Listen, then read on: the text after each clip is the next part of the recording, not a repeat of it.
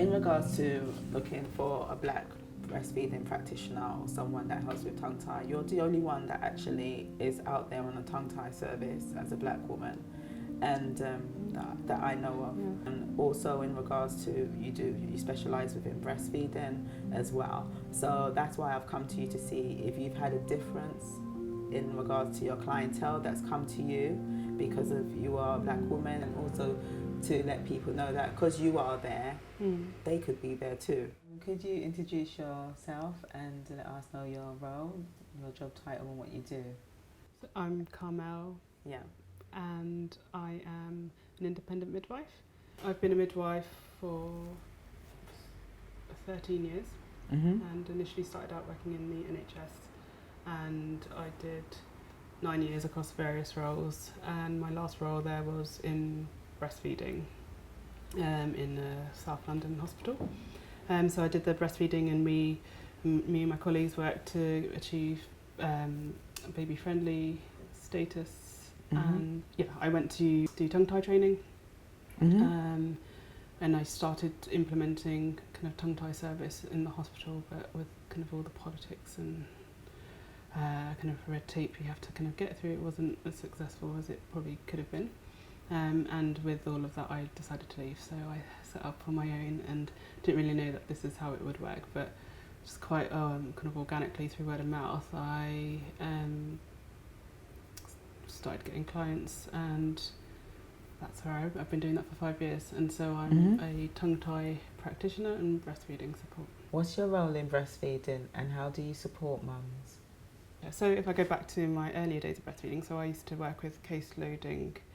I did case loading with young mums, and so I used to kind of be with them the whole journey through pregnancy,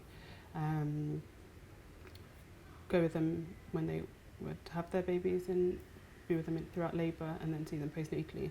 And because I saw them for such a long period of time, we built up such a relationship, and actually quite a lot of them, there were many who just thought, I'm never doing that, never breastfeeding, but there were those who did, would really go on and breastfeed quite well, and there's kind of the breastfeeding rates were so much higher, and I discharge them 6 to 8 weeks, and there'll be many still breastfeeding, and that's because of the continuity of care. And the relationship that we had, that I could really support them in that role. And then when I would work on the wards, particularly community, you don't see them for a long enough period of time that you can give adequate care, because you might not see them again. You see them for that one occasion, so you can only really give, and you've got maybe 10 women to see in a day. You can only see them for maybe 20 minutes, half an hour, if that. Some people may be only going in for 10 minutes, and so it's what quality of care can you give in that time with breastfeeding. And I felt that it was always, it's a conveyor belt system. Definitely. And particularly on the postnatal wards, you were just dotting in, and I'll be back in 5 minutes, and you never get back. Yeah. For 2 hours. And so That busy. I found it really pressured, and I think for me that was the point that I needed to leave, because I couldn't give the good care that I wanted to give with the time restraints and with the amount of women that you're trying to see in a short space of time. So I did the best that I could, and the other frustrating thing was that I would support. So when I got the breastfeeding role, I had a bit more time, so I didn't have to. I'd see those who kind of really needed it, the more complex cases, and I would kind of create feeding plans. But the trouble is that you've got so many other people going in and out of the rooms that they come in and on something different. So you've created a plan. I guarantee the next day I come back, it's completely different, and they're doing something completely different, and they're now topping up, or that what we said was not happening. So that was really frustrating. Whereas now, when I go to, I get a lot of calls regarding tongue tie. So a lot of my phone calls are usually tongue tie related. So they may have seen somebody already, another lactation consultant, or they've been seen by the hospital breastfeeding team. So they're calling me either because they've got a confirmed tongue tie or they're suspecting one. And so I will then see them at home. So I go all over London and I'll see people in their own homes. And generally, we've got about, I find that we can go kind of through their history, look at feeding, if there is a tongue tie, discuss whether it needs dividing or not, do the tongue tie, and then feeding support afterwards within a 90-minute time frame. Sometimes it takes a bit longer, or if there's twins it will be longer, but generally you can give a good feeding assessment and support and try alternate positions within that time. And then occasionally we do follow up, so I don't always routinely follow up as standard, unless they want me to. So if we then follow up, then we can follow up as many times as they want. But often it's kind of then directing them to the local children's centres where they may have breastfeeding support groups to follow on the care. It's not ideal. Ideally, it's good to have that continuity, but they also have to pay for that service, and I think that's where it becomes difficult. So, particularly if there's a tongue tie, they want the tongue tie done, and sometimes there's the expectation that that's going to fix everything. But I try to say, actually there's so much more to it. Train to breastfeed again. Yeah, it's just one part of the puzzle, and that kind of ongoing breastfeeding support is needed. So I kind of give them the, depending on where they are in their kind of, postnatal period, but I say, at least 8 to 10 weeks to really kind of feel like it's second nature. And so in that time you're still needing, if things are changing, babies having growth spurts, and so they've got to try to give them a realistic expectation that this isn't an instant fix. And also make it know that they can call if they want further support, but most don't. But occasionally, I'll get, even years later, I've got emails saying, we're still breastfeeding, and I see a lot of second-time parents who I've seen before. So, I do see them again, and often they're calling me back and they've had a great breastfeeding experience, and usually there's a tongue tie again. I often see that there's a tongue tie again, or they just they know that feeding was difficult first time round, so they're messaging me while they're pregnant because they want to preempt any issues. And so often I go into the hospital when they're still in hospital and see them for that kind of since when the baby's first born to try and kind of get things off on the right way. Okay. Do you have any children, and did you breastfeed yourself?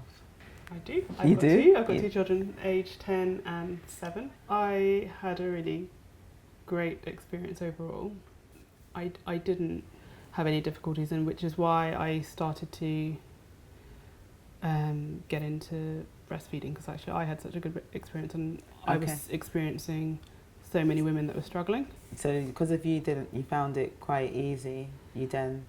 And when I went back to work, I was working in the community and seeing lots of people struggling with breastfeeding, and started questioning, well, what's happening in hospital, which is why I then kind of went and managed to get a role with breastfeeding to see what I could do to help.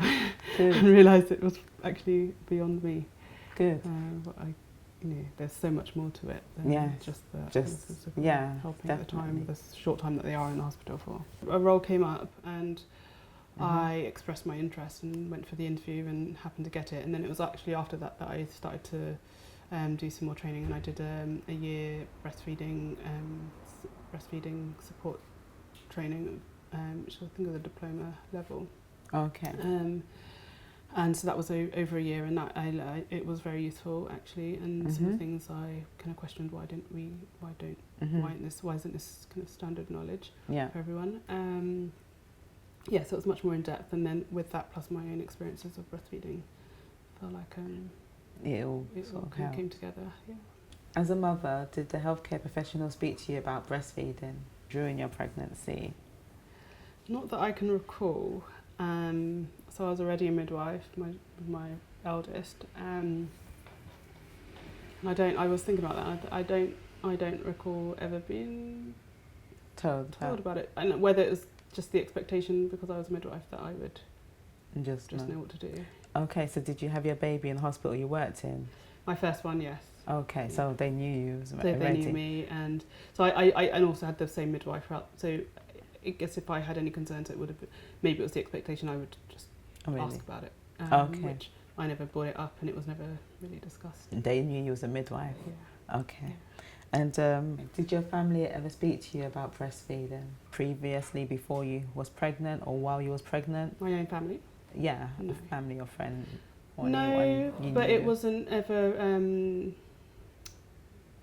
No, not whilst I was pregnant, but my younger brother, there's a 13 age gap, so I remember him breastfeeding. Okay. I think my mum breastfed him for about 6 months or so, around that 6-7 months, and I Okay. do recall that. And I've seen younger kind of cousins kind of breastfeeding, but other than that, I've never had an actual discussion about it. Just observed it. Okay. Growing up. Okay. And when you was pregnant, did you know how you intended to feed your baby, or was it just something? It was never something I consciously thought about. I just never, I wasn't in the position where I was thinking, oh, will I breastfeed or will I breastfeed? I just knew I was going to breastfeed. Okay. So I didn't have to think about it, or it wasn't really up for discussion. It was just how it's going to be. Okay, good. Yeah. And did you have uninterrupted skin to skin with your baby after birth? Yeah, both times I did. My first was born in hospital. She was born a bit earlier, but 36 weeks, but it was all straightforward and straight on skin to skin, fed very well after. My second one, she was born at home. She initially was needed some resuscitating initially, but she was still attached to the cord whilst that happened, and as soon as she was fine, I brought her skin to skin and she fed. Oh, that's good. Did you need breastfeeding support, and was it offered to you?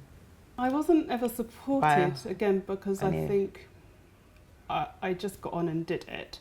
And I remember, the only thing I do remember with my first one was that it must have been around the time milk came in, around day 3, I recall having kind of like some very slight scabs. But it wasn't even something I questioned. It was there, I noticed it, and then a few days they obviously healed. So feeding wasn't ever an issue, and weight and everything was fine. So there was never a concern for the midwife to say, oh, how's feeding, can I help you with feeding? Because it was just happening and they could see, and I never had any concerns that I raised. So. Was your family and friends supportive of breastfeeding? With my first, it was everyone just, no one ever said anything. It was just, no one ever kind of brought up breastfeeding. They just saw me doing it, and it just was what it was. Their dad, however, had issues with breastfeeding, and for him it was only kind of in hindsight, kind of when I think back, he would have rather I didn't breastfeed, and I think that has to do with kind of underlying issues for him in terms of his mother and relationships with his mother as kind of growing up as a child. But he really didn't like the fact that I breastfed, even to the point which he told me kind of many years later, which kind of was quite heartbreaking. That he so I went back to work quite early with my first, and so I would express and I would express my milk, and he would throw my milk away and give formula instead. Oh. So when I found that out, I was really devastated. Wow. Yeah, it still hurts right now to talk about it. It was really hard. But that was not, and that was just to do with his own issues about breastfeeding and what the breasts are for, and whether it's deeper than I probably even know. But yeah, that was hard. The only other issues I had with feeding, kind of from family perspective, is that with my older one, we breastfed till around 18 months. But there was a lot of pressure as she was getting older. Are you still doing that? And that comments from family that I was still breastfeeding and she doesn't need that anymore, and how long are you going to do that for? And I did feel kind of pressure to stop, although I knew she wasn't ready to stop. And so I kind of felt that there were times that I'd be feeding and kind of almost in secret, because I didn't want to make others aware that I was still doing it. And so I did stop in the end, and I stopped probably sooner than I would have liked to, but more from the kind of external pressures. And then my second came around, and I was like, forget what everyone else says on breastfeeding. And so we breastfed till 4 years. And so that was a kind of almost like a healing experience, actually. Yeah. I mean, I say she'd probably still be breastfeeding now if I let her. She's 7. Because she wasn't ready to stop. But at that point, I was quite had an aversion to it, and I kind of needed to stop. So Yeah. Yeah, but it was a much better experience, and nobody actually ever said anything about me feeding her. Changed. It's all changed in the fact that, you know, I was doing what I was going to do, and I think they were quite aware that, you know, don't say anything. Because this is our journey and nobody else's. Yeah. How would you describe your ethnicity? And do you think it has an effect on your breastfeeding journey? So I describe myself as Black, British, Caribbean, but I never think of the two kind of together. I really just, in terms of my own kind of thoughts on breastfeeding, it was just that is just what you do. You know, you feed your baby, so you feed your baby, and that's, for me, that is their nourishment. So, what's the ethnicity of your clientele? What would you say? Can you give me a rough estimate of the percentage of Black families you seek your support, that actually come and find you and seek support from you? Yeah, so majority would be white, middle class women. And I kind of went back and looked and kind of did my numbers, and in the last year I've seen 2% of the women of Black. Yeah, ethnic minority. Oh, of ethnic. Yeah. Okay. And so not a huge percentage, and I don't know whether is that because it's a cost thing, and that they are paying for the service. And often the ones that I do see actually are mixed feeding. So they are breastfeeding, and that's the Black families that you see are more across the board. It happens, but I'm just thinking of kind of Black families that I have seen. Majority will be mixed feeding already by the time I've got in there. Whether that was their intention, I don't know. But when I've got there, most of them are mixed feeding. What's your view on Black Breastfeeding Week, and do you think that it would make a positive difference? I think it's important, and I think that, you know, anything that we can do to help increase breastfeeding rates in the Black community, you know, is always going to be welcome, because it's necessary, and that, you know, the health benefits are there, and if we can promote that as much as possible, that's only going to hopefully have a positive impact. You know, I think Black women are already at, you know, there's at a disadvantage in so many other areas in kind of maternity and you know, for giving birth, that if, you know, we can add this in to make a more positive, give them a more positive kind of outlook or support, then that's only a good way forward. And so I think it's necessary, you know, for breastfeeding generally, you know, that needs to start way before they're pregnant, for starters. Definitely. You know, in schools, and you know, it needs to go further back, because when they're pregnant, it's too late. So we need to capture them early, and you know, even, you know, Black Breastfeeding Week, going into schools, into their I don't know what they call them, PSHE lessons, to you know, put it out there, because they may never have seen their family breastfeed, and so they, you know, as you know, breasts have been so sexualized in many ways that, you know, then they've got a baby, and now they've got to breastfeed their baby. You know, that might be the first time they've even had to think about that. So if we're looking at Black Breastfeeding Week, how can we implement that to teach our younger children? My next project actually is looking at supporting young parents in mother and baby units, and so that actually might be an opportunity where I can actually start supporting them, you know, at that stage, and you know, younger parents, that will help with the next generation. You know, there's only so much we can you know, do when they're pregnant, but it's okay, how can we help the next generation of children, and you know, what does it mean if we can make their experience positive, then you know, that's going to have an impact on their own children. And if we're increasing the rates of, you know, long-term breastfeeding, my 4-year-old daughter still remembers breastfeeding, you know, that's going to have impact for her later on when she comes to feed her children. What I do know is that breastfeeding overall, the rates of breastfeeding kind of drop by, you know, by 6 months, there's about 1% of people still breastfeeding. So the rates are already low. I don't know what that is. I don't know how that differentiates between kind of, you know, black women. So in regards to black women breastfeeding, they have the highest initiation rate by 1 to 3%. And basically, within my role and what I do and what I've observed is that, yes, these mums will initiate it, but they're more likely to fall into incidents of breastfeeding issues.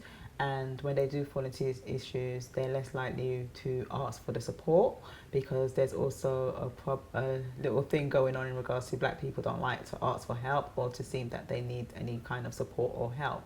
And this is also putting a barrier there.